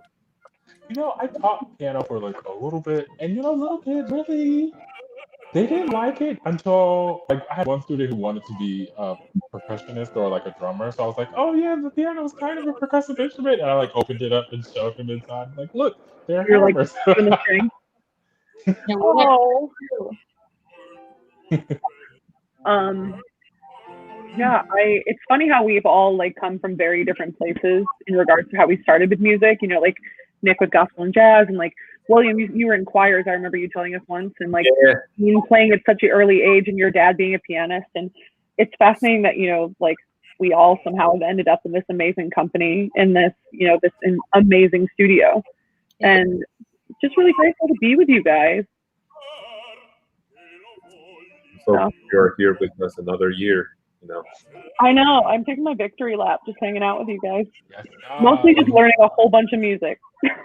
And it's crazy like how parallel me and your like path is right now. We're both kind of, just singing a bunch of rap, trying to figure out like what is right for my voice right now. Yeah. I mean, this is the soprano role that I'm singing currently in this exact scene. So don't tell anybody. Don't tell the kids. But look at it. And rip. So I want to ask you guys, like, how did it feel like the first time that you guys took off the mask for this shooting? It was not great for me personally because I focused only on like singing right. I find that when I sing with a mask on, it's just something with my jaw just doesn't feel right. So I felt like I was like singing badly. But like once I had a few tries of singing with it off, I'm like, okay, now we're back to yeah. It took me a second. The first rehearsal when we did that, like the spare rehearsal where we did the run through and we pulled off the mask and got to sing full out for the first time. I remember singing with William, and at the end we both just looked at each other and we were like, yeah, it sounds like to like actually sing. Yeah. Remember when we all sang together and it was like Verdi? It was literally like a Verdi. It was not Mozart's Don Giovanni. It was Verdi's Don Giovanni. I mean, to me, it felt like, because I was a professional athlete before I, become a singer, and we used to train with those rubber bands on us, and then we swing with elastic rubber bands behind us. So the faster you go and the further you go, it gets more tension, and then you just literally just swim with something dragging behind you. And it just felt like that when I was wearing the mask. And then when I fully taken it off, it was like, wow, like, lost the weight. Oh my God. It's about to be you, William. I get to freak out. Your my favorite part. I think it was the best like roll scream. Before that, it was like pretty fake. It was like, oh. Your laugh in the resonance was amazing. What? Your laugh in Don Quixote was amazing. Which I didn't really get to hear it. I have another device here. I listened to this one. Right. I have my computer right here, but like I was just chatting the whole time. I have to go back and listen to it. I know. Well, that's the good part about it being. That's a good part about it being a 30-day, like it's up online for 30 days, that we can go back and listen to it. Because I haven't heard any of my scenes. I've been talking during them, and then I've heard like bits and pieces of the other scenes, but I've also been listening to the watch party. So I'm excited to be able to sit down and like really admire all of you, because you're all great. Yeah, I've only seen. Oh, there he is. Who that? Yes. You look like you're floating. They should have put a fan. They should have put a fan in front of you. It probably would have interrupted the microphone. Blow on it. Right, exactly. So Leah is downstairs watching the show right now, and she just yelled up to me that she said, "Yes, I admire this." So you have the Leah stamp of approval. Listen, Leah is an animal on stage, so I am grateful that she. I know, she's awesome. She's downstairs with Nellie. Nellie is sleeping, and which is surprising because usually she's like kind of into when people sing. Like I had a lesson with Dr. King the other day. Leah is my roommate / she was in the studio the past 2 years. Leah Lensing, mezzo soprano. She's awesome. And she's downstairs right now with Nellie, who's my cat. Wait, so what kind of repertoire have you been giving Nellie? That's what I want to know. Nellie is a spinto. So yeah, she's either a spinto or a baritone. It just depends on the moment. You know what? Is she singing Pache? I hope so. Oh no, she's singing "I Want to Get You know that she walks, like she wakes up in the morning and it's just like this low guttural meow that's just like terrifying, because I'm like, oh, I'm glad I picked a demon cat. It's fine. I mean, it's better than Buddy's meow. Yeah. Fair. Rest in peace, Buddy, anyway. our old house cat. Anyway, yeah. Yes, Nick and I used to live together with Corey. Yeah. The house of Double O or the house of Bean, depending on who you ask. And now all three of us are in the HGO studio, so we all get to be together. This is cool. So they did like a little. Like. I just been so focused on watching this. Oh, same. It's hard. Yeah, it's hard.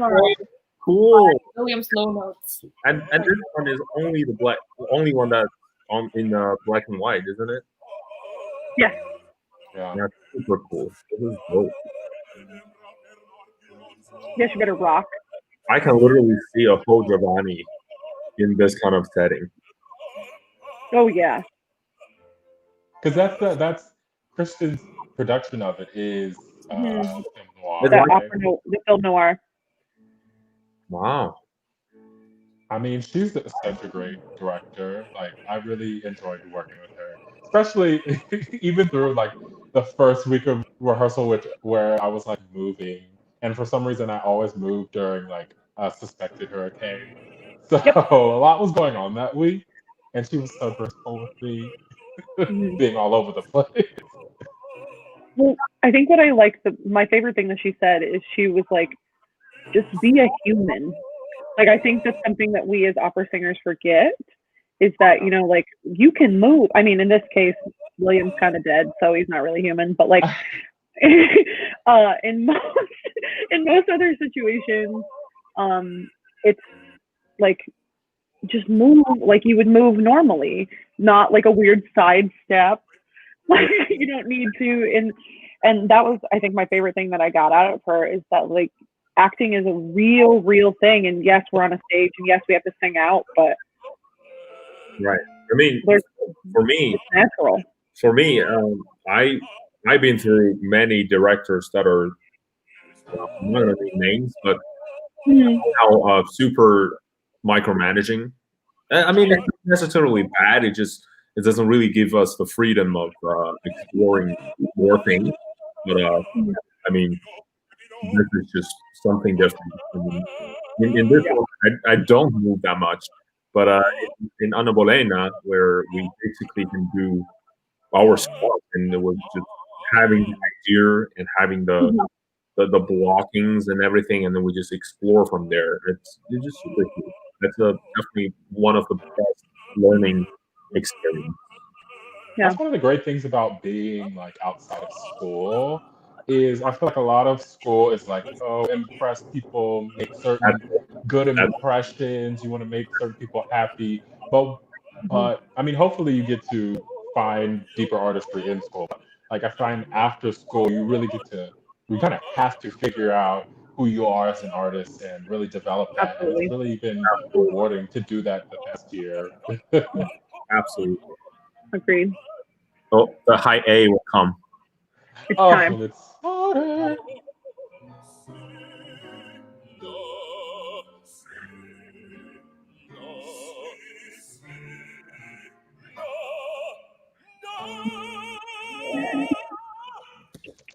Yes! I had to give him the patty.